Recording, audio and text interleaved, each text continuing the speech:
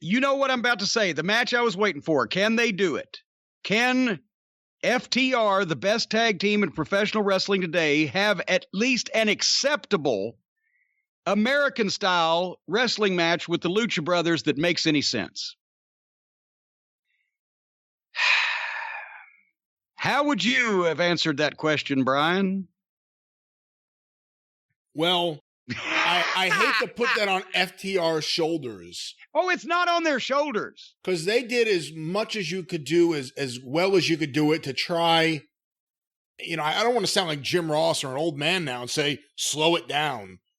But geez, I mean, it really, I thought, exposed the Lucha Brothers as not being as good as their biggest fans think they are. Well, here's the problem. And it wasn't FTR's fault. And it's sloppy. Not on their shoulders. And very sloppy, Well, they've always been. I saw them live in MLW. And that's the thing. They don't mind if they're sloppy in Lucha, because the Lucha audience in Mexico is used to what that is. But it doesn't look right to American eyes.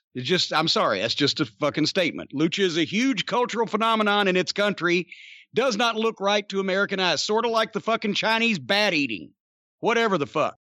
But FTR could have had a good match with the Lucha Brothers, I believe, except that they were not allowed to because they were not either given a producer or an agent or whatever they call them over there that set the Lucha Brothers down and said, look, these guys are important to us. We need to get them over, and you're going to work their match. And they're going to call it. Instead, FTR, trying to get along, trying to be professional, I can read their minds exactly what happened. They sat down with the Lucha Brothers and they did some of their stuff because the Lucha Brothers did some of their stuff. And FTR was not given the authority or put in a position where they could tell the Lucha Brothers what to do. Therefore, it wasn't their fault. It's the fault of the fucking ridiculously inept bookers, the inexperienced amateur hour bookers that put this shit together. Do you want to have a FTR to have a great match, your new team that's come in that you've already botched the booking on anyway, and you don't need to give them any more fucking botches? So let them do what they do well, and if you can't have the Lucha Brothers follow them and do what they're told, then don't book the match. Or you go in there and you tell the Lucha Brothers, here's what we're going to fucking do. Because let's face it, the Lucha Brothers are as over as they're ever going to be in AEW because they do the same shit every time. They have the same match every time. And you can't tell them apart. I mean, the matches. I can't tell the Lucha Brothers apart. But you definitely can't tell their matches apart. FTR is much more important. FTR has a much bigger upside.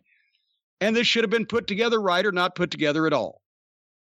So it's not the talent's fault. But it was fucking ass backwards from the start. But I'm trying to have fun with it. So we're going to talk about how funny and silly it was to put a stupid match like this together. FTR should be the heels. One would think the Lucha Brothers should be the baby faces because they're popular. But they come out in a stolen truck with the truck thieves, the fishmonger and the meat gentleman. The Vic Tayback Express. The Vic Tayback Express. God damn it.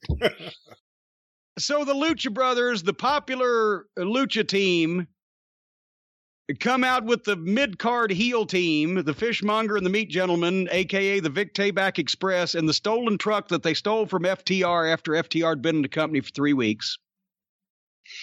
JR asked why the cops didn't know where the truck was if everybody else did. He has got to be so embarrassed. He's got to be so fucking embarrassed that it's come to this. And JR loves announcing and he loves the wrestling business and he loves to work. And unfortunately, that has led him to be a part of this. And for all the right, honest, hardworking reasons, but it's fucking embarrassing. And you can tell. I wanted to try to watch this as a match. I wrote, I'm going to watch this as a match. I'm not going to sit and pick apart every little thing. I'm going to see where they go. And then immediately Lucha Brother number 1 jumps. I'm just going to say number 1 and number 2 because I don't know which. Jumps Dax. No lockup. Was there a lockup to start a wrestling match on any of these matches on either show? I can't remember seeing one. I think there was. I just don't remember which. Probably the girls. The girl's probably locked up. You know what? Yeah. Anyway, Tegan Knox and Io Shirai did lock up. Well, there you go. Yeah. They locked up. But immediately, Lucha Brother number 1 jumped Dax and started, and go back and watch this match now, folks. Now, that like you're doing anyway, because for our audience, that's the only reason you're watching this show. You save it to hear me first. Automatically, Dax tries to sell the first blow, and fucking Lucha Brother number 1 gives him another 6 before he can sell anything, and finally just knocked him down to the ground in a clumsy way because he wouldn't just stop hitting him. Then they tried to do their stupid glove shit. But thank God Dax foiled that, stepped on his hand, and got the glove away from him. But then the heels started shining like faces. The heels being the Lucha Brothers, they started shining like the faces. Then did you see the Lucha Brothers fuck up that double team forever? Yeah, like I said, sloppy. They can't do their own move. They can't do their own moves with each other. And there's poor Dax laying there waiting for somebody to land on him and not even sure probably which one it was going to be. And the Lucha Brothers are trying to do one of those fireman's carry swing between the legs fucking, Western swing dancing fucking square dance moves they do that ends up with somebody landing on somebody, and they got stuck and couldn't turn each other over. Fuck. Then the Lucha Brother comes off the ropes and leaps into Dax. Remember when finally FTR takes back over? And fucking Dax shot the guy off so that he could catch him in a sidewalk slam and they could do a double team. The Lucha Brother ran to the ropes weird. He started running the ropes. Then it was like, wait a minute, I forgot what I'm supposed to be coming off for. He almost stopped. Then he started hitting it. Maybe that's just the way he hits the ropes. Then he comes off like a rocket, and instead of getting into the grip and then swinging his legs up, he leaps into the sidewalk slam and causes Dax to almost fucking lose him on their double team. And so finally, FTR slowed it all the way down to fix it before it went completely off fucking ramp. And they started getting heat on a Lucha Brother, but that didn't last long before the Lucha Brothers were doing shit again, and we went to a break. And we come back, Cash is selling. Now the Lucha Brothers are heels and Cash is the baby face. But Cash makes an ice-cold tag to Dax because neither Lucha Brother tried to stop him because they have no idea how to have a fucking tag team match in the United States of America. So they just left Cash to fucking lay there and roll over and tag Dax because they see it on WWF TV, I guess. Then Dax makes a comeback. The best in-ring heel worker in the company is making a babyface comeback and doing it very well. And everybody got put in the right place and everything was safe. And then suddenly the Lucha Brothers just took back over and did a bunch of shit to Cash. And Dax had to wait till they were finished. And then FTR hit a great kind of Steiner Brothers tribute double team bulldog, a big lift and a bulldog off the top rope. And everything came to a fucking halt. I guess to get the Lucha Brothers ready for whatever the fuck this thing was next. But they did this, instead of the superplex splash spot, they did the superplex and then the splash, but the Lucha Brother raised a knee, and then the Lucha Brother came off with a splash, but the FTR guy raised a knee, which was good. It was a good spot. But then all of it came to a halt again, which happens, as I was reminded at MLW watching these things live, and that every time I see on television, especially when the complicated shit gets started, all these Lucha fucking matches end up in a spot somewhere with everybody staring at each other for a minute because they can't keep track of themselves of what the fuck's going on. Then they went into a sloppy looking double hockey fight because the Lucha Brothers can't punch. And then, I'm not lying yet, am I? No. Okay. Then Cash and Lucha Brother number 1 were on the apron of the ring forever. While nobody got counted out, while the announcers talked about why nobody was getting counted out, it didn't make any sense. Then, go ahead. Can I jump in right now? Please. Because you talking about the counting out got me thinking. This was the episode where I really got pissed off at wrestling and at AEW. And I tweeted out about AEW for the first time in a while. and it was this match that started it. Whoever that idiot referee is. The bald one that looks like a fucking corpse. It wasn't the bald one. It was some other guy. Was it Paul Turner? You know, I don't even know. Other than Aubrey, I don't know what any of their names are. Well, I worked with Paul in Ring of Honor, and he's a good guy. I don't think this was him. I'm not sure, but God, no. This guy would watch all four guys in the ring with both hands up in the air like he forgot how to count. And it happened multiple times. Go back and watch him. Watch him when you would think the referee would be going 1, 2, but here's the thing. 3, 4. What happens when he gets to 72, though? He's trying not to bury himself because he knows they're not listening and they're not paying any attention. It's just going to make him look stupid. If it takes you 45 seconds to count to 5 and you're visible on camera, looking confused time after time after time, there's a problem. And I get it. I get the Lucha Brothers have to work this style of sloppy wrestling where there are no rules. The Young Bucks have shown they actually could wrestle a match with normal tag team rules. They choose not to usually, but they can do it.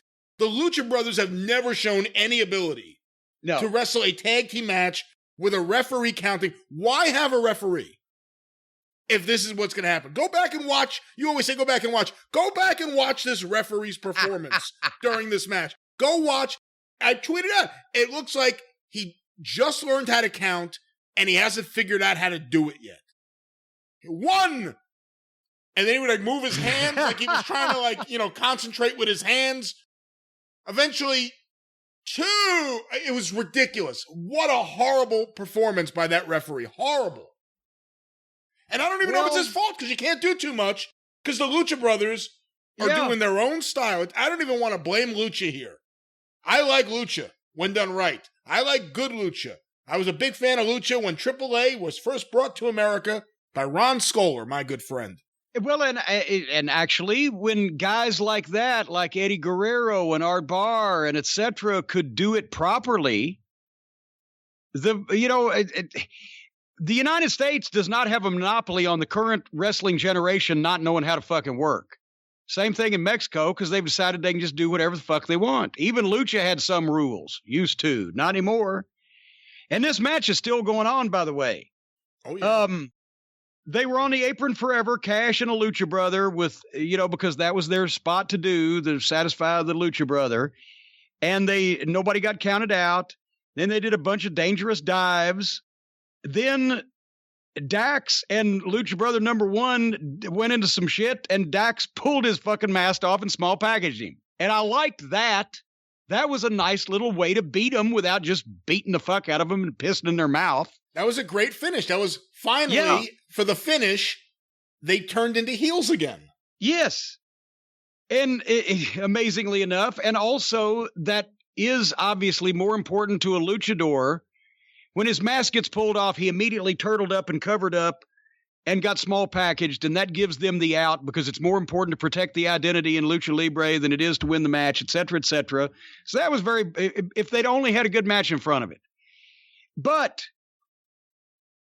it wasn't over. Explain to me if you can. They couldn't even do that. If you said, I'm going to sabotage a fucking motherfucker, I'm going to make him meaningless as soon as I can after he enters the company. If you challenge somebody to do that, they couldn't have booked FTR any worse. They come in, everybody wants to see what's going to happen with them and the Bucks, so they minimize that immediately by teaming them up. They have their vehicle stolen by a fucking underneath heel team that looks like goddamn the Vic Tayback Express. They're fucking disrespected all the way around. Then the heels that have stolen their truck, the fishmonger and the meat gentleman, the Bucks sneak up behind them, super kick them, and steal the truck keys back. Twinkle Toes McFingerbang comes out with a goddamn cooler of beer. And the Bucks hand FTR their property back, and Olivier hands them some beer like they're going to make up and all is forgiven. And I swear to God, FTR pours the beers over Olivier's head, which is probably the closest he's ever been to drinking one, the manly man that he is. But Then the Young Bucks hold Kenny Olivier back from why I oughta, like they used to hold me back at the Midnight Express when I'd want to fight the babyface. Not really. Yeah, really. And it looks like a bunch of fucking idiots in high school. And once, I guarantee you, Bruce Pritchard is taking this tape over to Vince McMahon's house on Wednesday, if they still do that deal.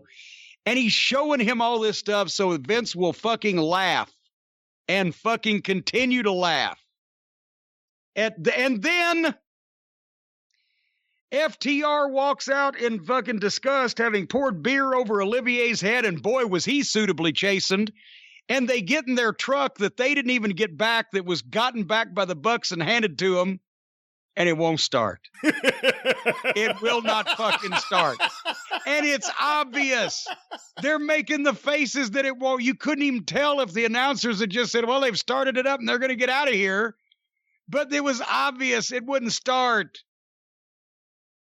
To quote Don Knotts in The Ghost and Mr. Chicken, the horribleness and the awfulness of it will never be forgotten. In this local fucking cable access talent show charity telethon, they couldn't even get their truck started.